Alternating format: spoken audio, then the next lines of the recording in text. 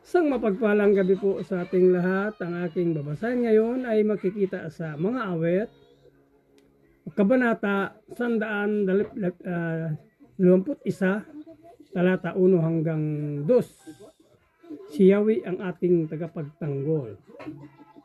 Doon sa mga burol ako'y nagpatingin, sa saklulo sa akin saan manggagaling. Ang hangad kong tulong kay Yahweh magmumula, sa Diyos na lumikha ng langit at ng lupa. Yun lang po, maraming salamat.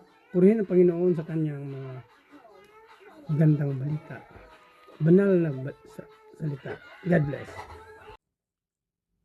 Isang payapang gabi po sa ating lahat. Ang aking pong ibabahagi ngayong gabi ay mula pa rin po sa Aklat ng Mga Awit, Kabanata 121 sa talata 3. Ito po ang nakasaad. Di niya ako hahayaang mabuwal, siya'y di matutulog, ako'y babantayan. Ito po ang nakasaad sa banal na kasulatan. Ibigay po natin lagi ang pinakamataas na papuri, pasasalamat sa ating lamang lumikha. Amen. Ang gabi po sa ating lahat, ang babasahin ko po ay mula po sa Salmo, chapter 121, verse 4 to 5. Pakinggan mo ito. Ang nag-iingat sa mga taga-Israel ay hindi umiidlip o natutulog. Ang Panginoon ang nag-iingat sa iyo.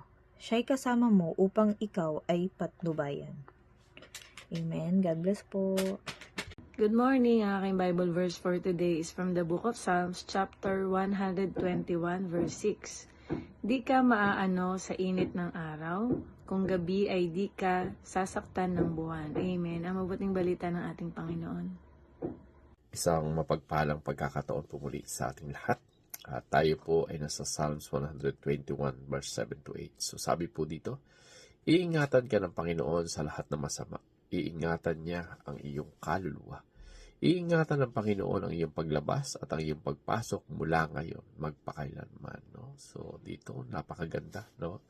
Ng ating buong binasa, yung salitang iingatan ka ng Panginoon ay isa po itong lakas, no, na magbibigay sa ating buhay, sa pagkatunay nga na walang pwedeng mag-ingat sa atin, walang pwedeng gumabay sa atin na kapwa lamang tao natin. So ibig sabihin, yung Panginoon lang po yung may kakayahan, no, na ingatan tayo. At dito, sinasabi din sa ating binasa na iingatan niya ang iyong kaluluwa. So higit pa po, no, sa pisikal yung kayang ingatan ng Panginoon. Kahit yung ating spiritual na buhay, no, makikita po natin na ito po ay nasa kanyang mga kamay.